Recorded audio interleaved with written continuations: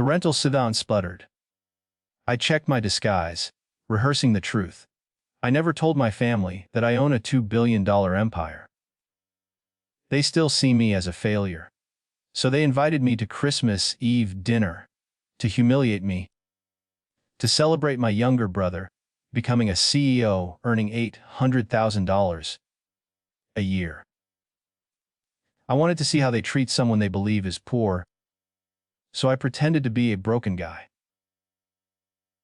But the moment I walked through the door, that phrase echoed in my mind as I stepped onto the gravel.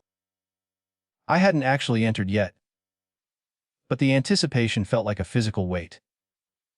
I buttoned the frayed coat to my chin, hiding the bespoke shirt underneath. The mansion loomed ahead, a fortress of limestone and judgment, illuminated by thousands of white lights. My hidden Rolls-Royce sat blocks away, a testament to the lie. I wasn't just walking into a party, I was walking into a lion's den armed, only with my apparent poverty. I reached the massive oak doors and hesitated before raising the brass knocker. It fell with a heavy thud that resonated in my chest. Moments later, the door swung open. My mother, Eleanor, stood framed by the golden warmth of the foyer. She wore silk and diamonds, a sharp contrast to my thrift store wool. Her smile was ready for a guest, but it vanished the second her eyes landed on my scuffed boots. It wasn't just disappointment in her gaze. It was visceral disgust. "Walter," she said, her voice dropping to a harsh whisper. She didn't step aside. Instead, she blocked the entrance with her body, as if my poverty might be contagious. "Look at you. You look like a vagrant." She glanced nervously over her shoulder, terrified the guests might see her failure of a son. "Go around to the back. The kitchen entrance. I had these floors polished, and I won't have you tracking mud and failure across my marble foyer." The door clicked shut in my face. I stood there for a beat, absorbing the rejection, then trudged through the snow to the side gate. The kitchen burst with noise and heat as I entered. Maria, the housekeeper who raised me, dropped a silver tray when she saw me. She didn't look at my clothes, she looked at my face. She rushed over, wiping her hands on her apron, and pulled me into a hug that smelled of roasting turkey and genuine affection. "Mijo, you are freezing," she murmured, pressing a warm hand to my cheek. The contrast between her kindness and my mother's coldness nearly broke my composure. I gently pulled away, needing to stay in character for the night ahead. I moved to the utility mat and wiped my boots, though we both knew they were clean. My mother hadn't seen actual mud on my shoes. She had seen the stain of my perceived financial status, and that was a dirt no doormat could ever remove. Leaving the warmth of the kitchen, I stepped into the hallway. The air grew cooler here, scented with expensive pine and heavy perfume. I paused at the archway to the living room, observing the tableau before me. It looked like a museum exhibit dedicated to excess. Gold leaf trimmed the crown molding, and a 12-foot tree groaned under the weight of crystal ornaments. The chatter was loud, forced, and pierced by the clinking of crystal flutes. I was an intruder, in my own history, a ghost haunting a party. Julian stood by the marble fireplace, the gravitational center of the room. He looked every inch the corporate conqueror, gesturing broadly with a Scotch glass. He wore a navy suit with a distinct pinstripe, a limited edition from a tailor in Milan. I recognized the cut immediately because my holding company had acquired that fashion house 3 months ago. My brother was preening in a suit that, technically, put money in my pocket. He looked confident, radiant, and completely unaware of who actually paid for the fabric on his back. My father, Robert, tapped a silver spoon against his glass, silencing the room. To Julian, he boomed, his face flushed with pride and good scotch. Our family's first true tycoon. 800,000 a year. The guests applauded. A ripple of polite envy and adoration. Julian beamed, soaking in the praise like sunlight. I stood in the shadows near a potted fern, clapping softly. My hands felt heavy. 800,000. It was a respectable salary, certainly. It was also less than what I made in a slow Tuesday afternoon. A waiter passed with a tray of champagne. I reached for a flute, desperate for something to numb the sharp edges of the evening. Before my fingers touched the stem, my mother's hand clamped around my wrist. Her grip was surprisingly strong. Not the crystal. Walter, she hissed through a fixed smile. She grabbed a half-empty bottle of domestic beer from a side table and shoved it at me. Costers. Use them. She turned back to the guests, her mask of elegance instantly restored, leaving me holding the lukewarm bottle. Julian finally spotted me. He excused himself from a group of adoring cousins and sauntered over, his eyes scanning my worn coat.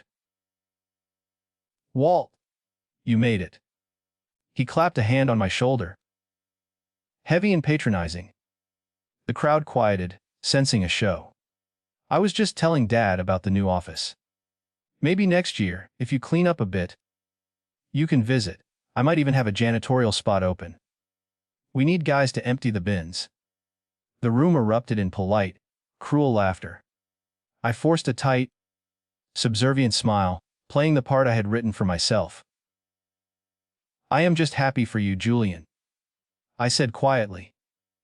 He opened his mouth to deliver another barb, but his phone buzzed loudly in his breast pocket. He pulled it out, annoyed at the interruption.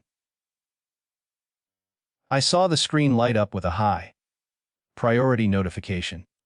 The banner was red and unmistakable, Halehouse Capital Urgent. That was my firm. Specifically, the acquisition team I had authorized to review his company's merger just hours ago. Julian's arrogance faltered. His eyes narrowed as he read the preview text, and his knuckles turned white around the phone. He shoved the device back into his pocket. But the swagger was gone, replaced by a twitch of genuine anxiety.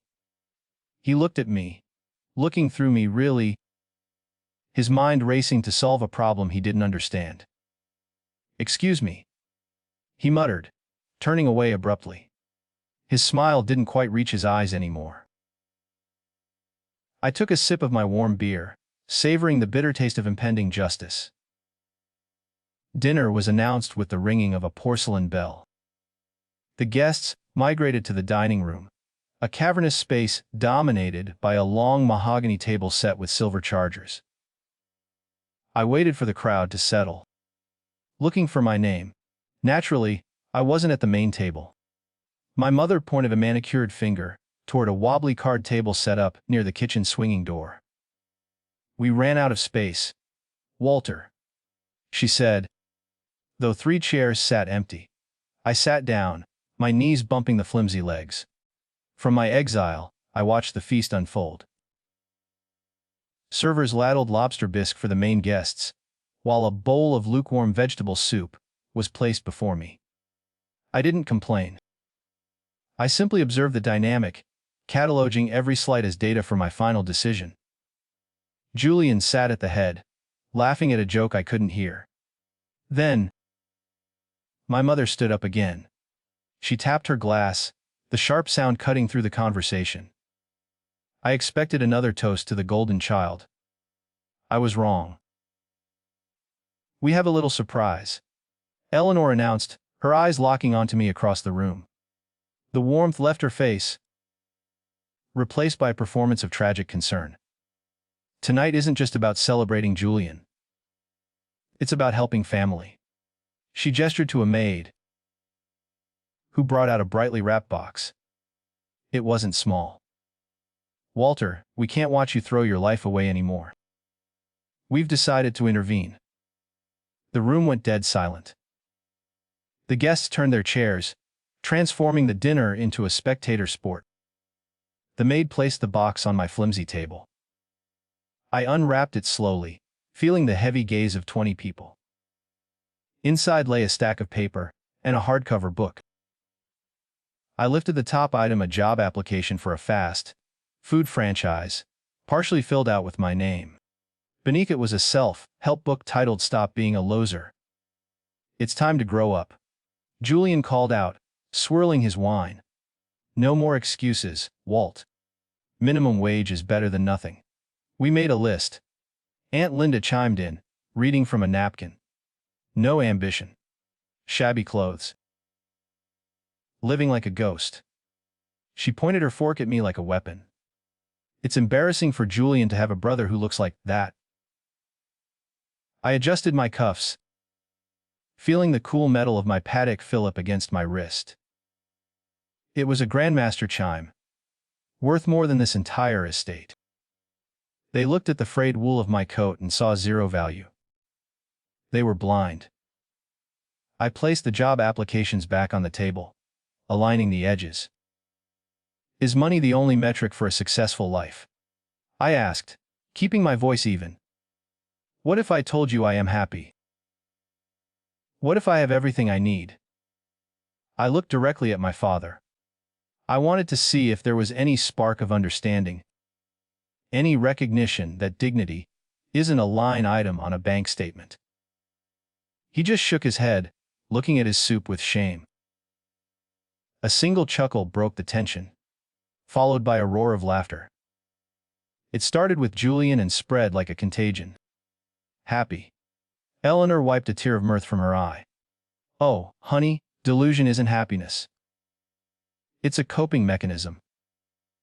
The sound of their mockery bounced off the high ceilings. I picked up my soup spoon. The experiment was over. The data was conclusive.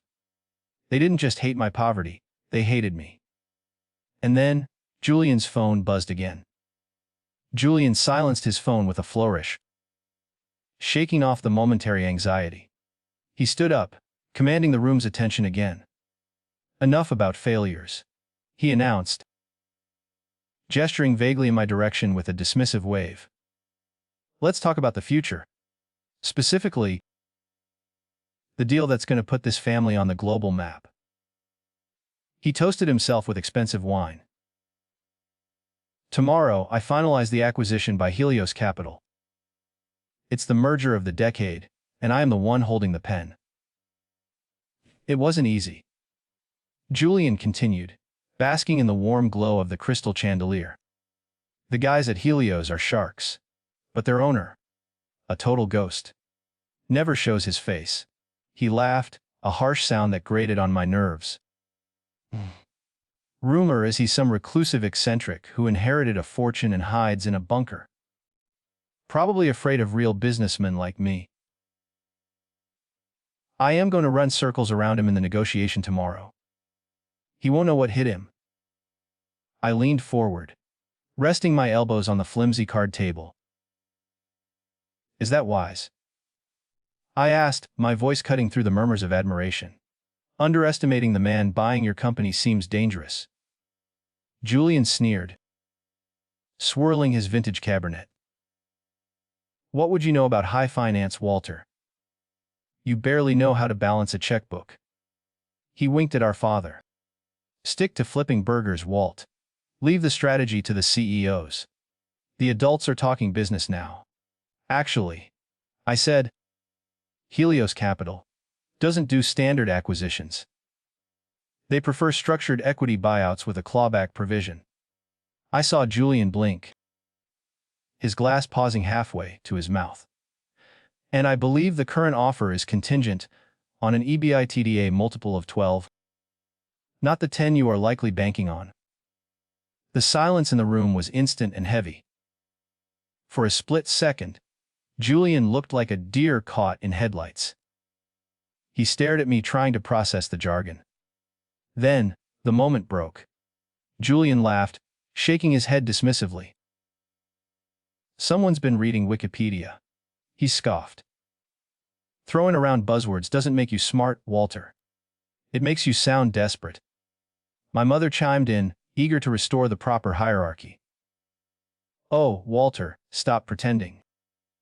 You probably heard that on the news. She signaled the waiter to refill the wine. It's cute that he tries. She whispered loudly to Aunt Linda. Like a child wearing his father's shoes. I didn't correct them. I went back to my cold soup, hiding a smirk behind the spoon. They had no idea that the clawback provision wasn't public knowledge. It was a clause I had inserted personally into the draft at 4 a.m. this morning. Julian was walking into a buzzsaw, and he was too busy admiring his reflection to see the blades spinning. He was boasting about outsmarting a ghost, unaware the ghost was sitting 5 feet away. Julian returned to his seat, looking triumphant but slightly rattled. He pulled out his phone again, typing furiously under the table. Don't worry about the ghost owner. He muttered to our father, loud enough for me to hear. I've got the leverage. If he wants this tech, he pays my price. I suppressed a laugh. He didn't have leverage, he had a ticking clock. And I was the one holding the stopwatch, waiting for the alarm to ring. The servers cleared the dinner plates, replacing them with delicate porcelain, saucers and silver coffee pots. The heavy scent of roasted beans and rich cream filled the air, momentarily masking the earlier tension. Julian was midway through a boastful story about his golf handicap when his phone vibrated against the mahogany table. It wasn't a text.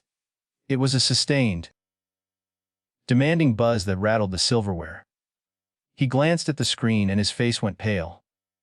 The confident CEO mask slipped. I have to take this. Julian stammered, standing up so abruptly his chair screeched against the hardwood floor. He rushed to the corner near the velvet drapes, his voice rising in panic. What do you mean tonight? It's Christmas Eve! The room fell dead silent, forks hovering over portions of tiramisu. My mother exchanged a worried glance with my father. I sipped my black coffee, watching the performance unfold. The sharks at Helios Capital were feeding, and Julian looked like bait. Julian returned to the table, sweat beading on his forehead despite the climate-controlled room. The Wi-Fi, he barked at Eleanor. Why is the signal so weak in here? I need to download a secure addendum right now. He tapped his screen furiously, his thumb leaving greasy smudges on the glass. If I don't sign this in 20 minutes, the deal is void. The golden child was cracking. His composure evaporated, replaced by the petulant temper tantrums I remembered from childhood.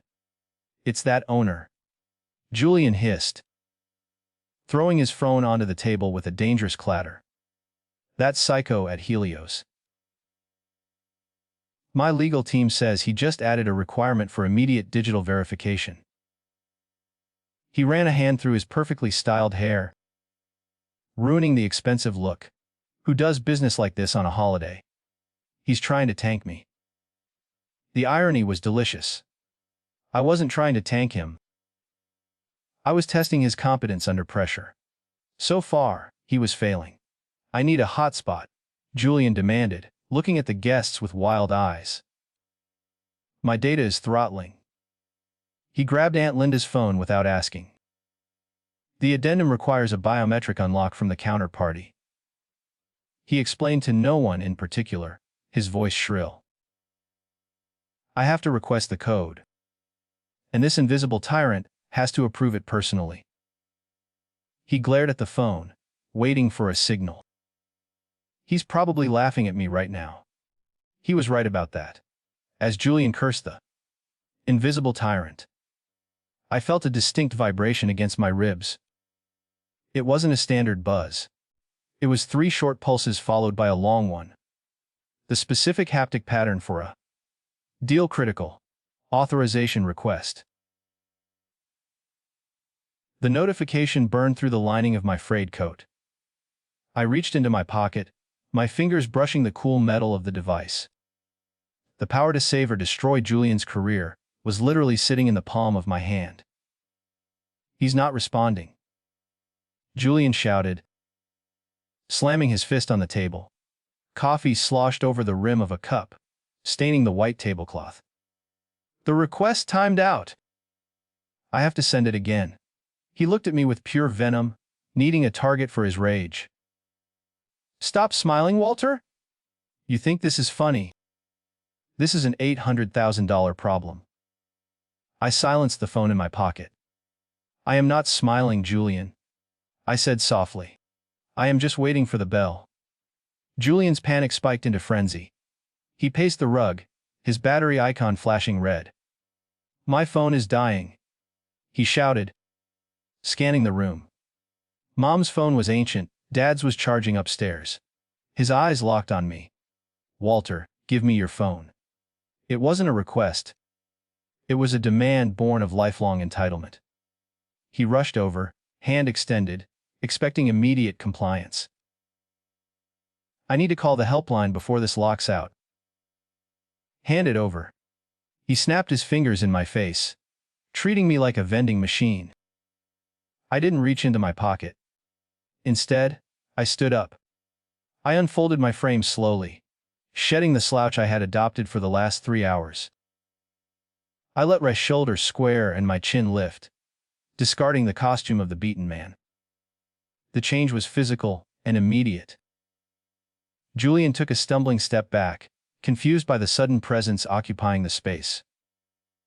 "You don't need a helpline, Julian," I said, my voice dropping an octave, resonating with command. "You need an approval code." I reached into my coat, bypassing the cracked burner phone I used as a prop. I withdrew my actual device, a sleek, unreleased prototype with a titanium casing. I pressed my thumb against the glass, and the interface hummed to life. The room went silent. I tapped the secure authorization app. A crisp, melodic chime rang out, clear and sharp. It was the "deal authorized" sound, the exact tone Julian had been praying for. I held the screen up. "That was your lifeline." Julian scrambled for his dying phone, nearly dropping it in the process. He stared at the screen, his mouth hanging open. It went through," he whispered, bewildered. He looked up at me, his eyes wide with fear and confusion. "How did you do that? Did you hack the server?" He couldn't process the reality. "You guessed the password." He was grasping at straws, desperate to frame this as a crime rather than a revelation. "That's a felony, Walter. I am calling security." "Save your battery," I said, turning toward the massive smart television mounted above the fireplace. I tapped a casting icon on my screen. The television flickered, interrupting the video of the burning Yule log. The Helios Capital logo appeared, spinning in high-resolution 4K. Then, the live organizational chart loaded. At the very top, positioned above the board of directors and the executive suite, was a single name and a professional photo. The photo was recent. The name was mine, Walter Vance, founder and chairman. Eleanor gasped, the sound sharp like tearing fabric. She dropped her napkin, staring at the screen with wild, desperate eyes. "This is a trick," she screeched, standing up and knocking her chair over. "It's Photoshop. You made this on a computer program to embarrass us." She refused to accept that the son she had banished to the card table actually owned the table itself. "Julian, tell him to stop this cruel joke. It's not funny." She reached for Julian, but he was frozen solid. "It is a live feed, mother," I said calmly, navigating the menu on my phone. "But let's remove all doubt." I tapped the contact labeled Marcus T., CFO, on the screen. The ringing sound amplified through the room's surround sound speakers, filling the vaulted ceiling. It rang once. Twice. Then a voice answered, crisp and alert. "Mr. Vance. I didn't expect a call on Christmas Eve, sir. Is everything all right with the acquisition? We received the authorization signal from your device just moments ago." Julian's knees gave out. He slumped into the nearest chair, his face draining of color until he looked like a wax figure. I kept the line open, letting the truth soak into the upholstery. "Everything is fine, Marcus," I said, my voice projecting the authority they claimed I lacked. "I am just conducting a final due diligence check on the incoming CEO. I wanted to verify the character assessment personally." Marcus laughed nervously. "Of course, sir. The board trusts your judgment implicitly. Merry Christmas." I ended the call. The silence that followed wasn't the awkward silence of a party fall. It was the terrifying silence of a worldview, shattering into a billion expensive pieces. I placed my phone on the main dining table, right next to the crystal centerpiece my mother had forbidden me to touch. The sound of the titanium hitting the wood was like a gavel strike. No one moved. The air in the room had shifted violently. The oxygen left their lungs and filled mine.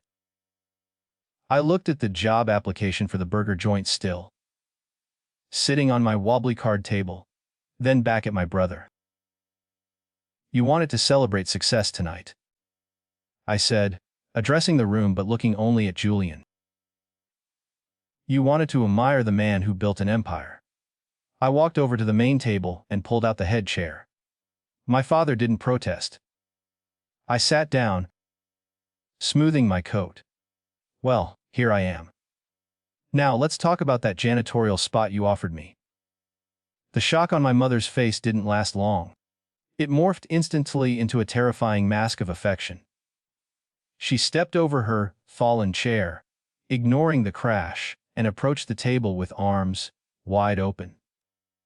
"Oh, Walter," she breathed, her voice dripping with artificial honey. "We knew you had it in you. We were just pushing you." She reached for my hand, the same hand she had recoiled from minutes ago. "It was tough love, darling. We had to be cruel to ignite your potential." Her grip was sweaty and desperate. I pulled my hand away as if she were burning coal. "Tough love," I repeated, the words tasting like ash in my mouth. "You made me eat at a card table. You gave me a burger application for Christmas." I looked at my father, who was still staring at the television screen in a daze. "This wasn't motivation, Mother. It was sadism." She froze, her smile faltering at the edges. For the first time, she realized her usual manipulation tactics were hitting a wall of solid titanium. She took a step back, shrinking. Julian found his voice, though it sounded like it belonged to a frightened child. "Walter," he croaked, pointing a trembling finger at the phone. "The authorization. You signed it. The deal is done." He let out a breathless, hysterical laugh. "I am the CEO. You approved it." He wiped sweat from his upper lip, trying to reassemble his arrogance. "Family is family, right? You can't undo a merger just because of a bad dinner." He was wrong. I could undo anything I wanted. I tapped the screen again, summoning the contract details. "Read paragraph 14, subsection C of your contract," I said, sliding the phone toward him across the polished wood. "The character clause. It grants the chairman, me, unilateral authority to nullify an executive appointment for conduct unbecoming." Julian stared at the phone as if it were a bomb. "Conduct unbecoming," he sputtered.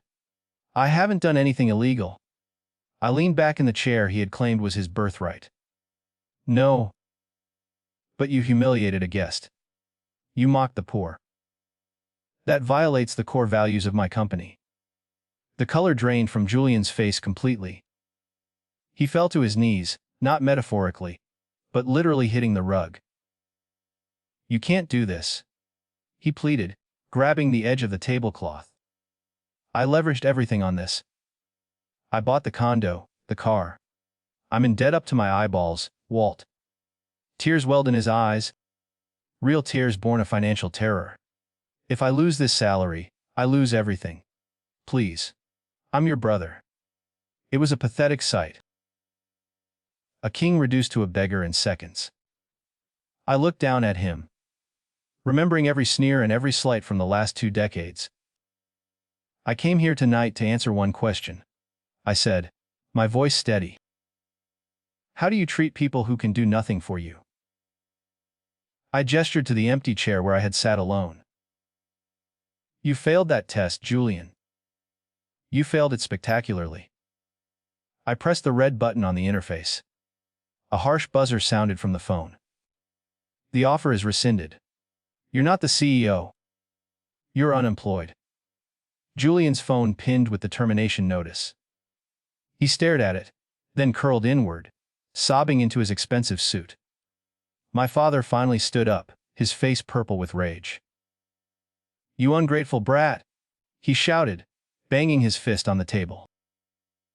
You destroyed your brother's life over a grudge. After everything we gave you. I stood up, buttoning my coat. You gave me nothing but insecurity. I corrected him. And now, I'm giving you exactly what you gave me. Absolutely nothing. The room spun with their shattered panic. I turned toward the kitchen door where Maria was watching, terrified. Maria, come here. Please. She hesitated, then shuffled forward, twisting her apron. The family went silent, confused by this detour. I pulled a checkbook from my inner pocket. The one item I hadn't shown them. I wrote a check quickly, tearing it out with a crisp rip. This is for your daughter's tuition, I said, handing it to her. She looked at the number. $50,000. And gasped, covering her mouth with trembling hands. But why? Maria whispered, tears streaming down her face. Because you were the only person who welcomed me, when I looked like I had nothing. I said loud enough for the room to hear. Generosity isn't about how much money you have, Mother. It's about how you treat people. I looked at Eleanor, whose eyes were fixed on the check with naked greed. She looked sick.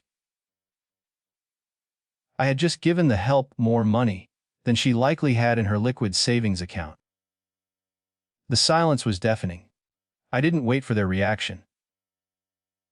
I walked past my sobbing brother and my fuming parents, heading for the front door. The heavy oak felt cool under my hand. Water. My mother screamed, her voice cracking with desperation. You can't just leave. We're family. I paused, looking back at the tableau of misery and greed one last time.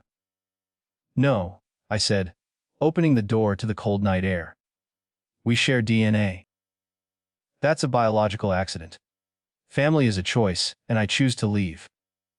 I stepped onto the driveway, the cold air biting my face. Behind me, the front door flew open. Eleanor's voice cut through the wind. She wasn't apologizing. She was listing debts. We raised you! You owe us. I didn't turn around. I kept my pace steady, measuring the distance between my past and my future. The gravel crunched under my boots, a rhythmic drumbeat of departure. I had walked this path 1,000 times as a child, but tonight, the ground finally felt solid under my feet. At the end of the block, the shadows shifted. A sleek black shape purred to life, headlights cutting the gloom. Thomas stepped out of the Phantom, holding the rear door open. He looked at the house, then at me, his expression neutral, but kind. Ready to go, sir? He asked. I looked back at the rental sedan I had parked earlier. It sat crookedly against the curb, a rusty prop in a play that had run too long. Yes, Thomas.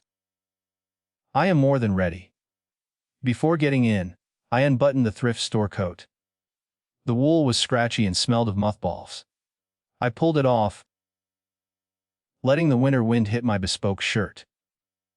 There was a donation bin on the corner, overflowing with holiday cast-offs.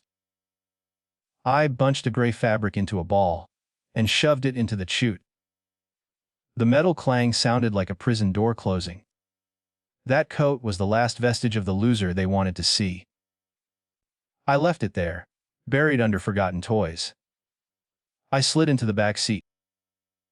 The door sealed with a heavy, reassuring thud, shutting out the wind and the screaming echoes of my mother. The interior smelled of rich leather and silence. I leaned back against the headrest, closing my eyes. My heart rate, which had been hammering against my ribs for 4 hours, finally began to slow. This wasn't just luxury, it was safety. It was the world I had built with my own hands, a world where respect was earned, not inherited. My phone vibrated on the leather seat. The screen lit up with a message from Julian. "We can fix this.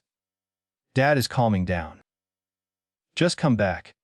I stared at the words, watching them blur. He still thought this was a negotiation. He thought there was a price point where I would accept their abuse. I didn't type a reply. I didn't feel anger anymore, just a profound, hollow exhaustion. I tapped the info icon, scrolled to the bottom, and pressed block caller. The connection severed forever. Thomas caught my eye in the rearview mirror. "Where to, Mr. Vance?" "The penthouse." I looked out the window as the car began to glide forward. The house was shrinking in the distance, just a small box of light in a dark suburb. It looked insignificant now. "Home, Thomas," I said quietly. "Take me to the real one." The car accelerated, merging onto the highway. The city skyline twinkled ahead, vast and waiting. I wasn't the failure they created.